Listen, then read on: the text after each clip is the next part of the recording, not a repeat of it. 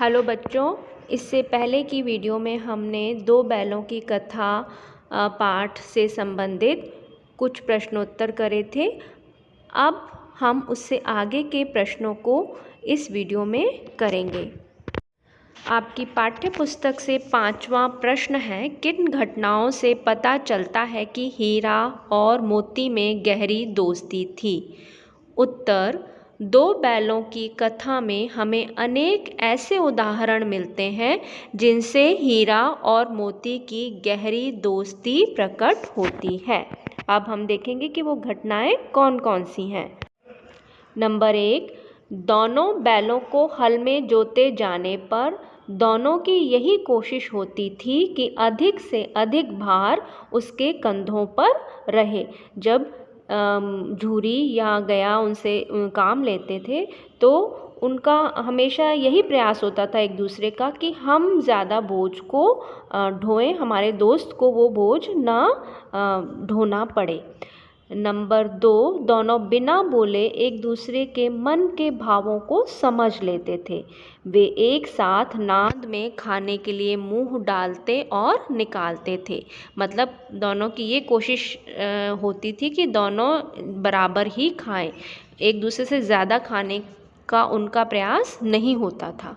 Number 3, जब गया ने हीरा की नाक पर डंडे बरसाए तो मोती ने गया को मज़ा चखाया। उसे गुस्सा आया कि उसके दोस्त को गया ने मारा तो उसने भी गया से इस बात का बदला लिया। नंबर 4, कांजी हाउस में मोती हीरा को छोड़कर नहीं भागा। जब हीरा को बांध दिया जाता है रस्सियों से और बाकी सारे जानवर मोती की दीवार तोड़ दिए जाने पर भाग जाते हैं तो हीरा मोती से बोलता भी है कि तुम भी यहाँ से भाग जाओ, लेकिन मोती उसको छोड़ कर के नहीं जाता। वहीं जब वो दोनों गांव के रास्ते से गुजर रहे होते हैं तो मटर के खेत में जब मोती फंस जाता है तो हीरा भी उसको छोड़ कर के नहीं भागता।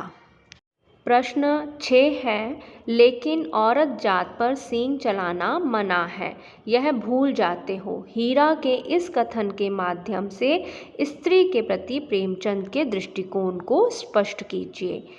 उत्तर, इस कथन के माध्यम से स्पष्ट होता है कि प्रेमचंद जी स्त्रियों के प्रति आदर भाव रखने और उन पर अत्याचार न किए जाने के समर्थक थे। मतलब वो स्त्रियों को आदर देते थे और स्त्रियों के प्रति बल प्रयोग किए जाने के वो विरोधी थे।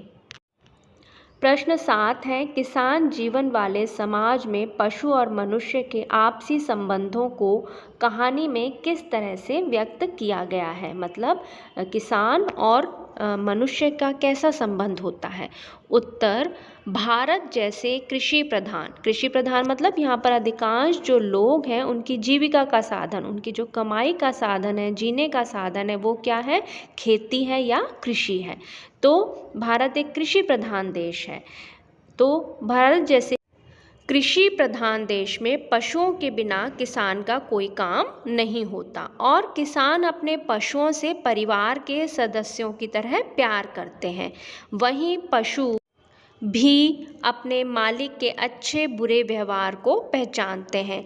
हमारे घरों में भी पेट होते हैं तो हम उनको समझते हैं और वो हमें समझते हैं।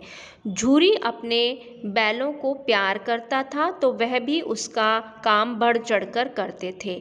वहीं गया उनसे काम तो लेना चाहता है पर उनको अपनापन और पर्याप्त खाने को नहीं देता, जिससे वे वहाँ से भाग जाते हैं। प्रश्न 8 है, इतना तो हो ही गया कि 9-10 प्राणियों की जान बच गई, वह सब तो आशीर्वाद देंगे। मोती के इस कथन के आलोक में उसकी विशेषताएं बताइए। उत्तर, इस कथन से पता चलता है कि मोती अन्याय विरोधी और स्वतंत्रता प्रेमी है। मतलब वो अन्याय का विरोध करता है और उसको स्वतंत्रता प्रिय है। वह हमेशा दूसरों की सहायता करने के लिए तैयार रहता था।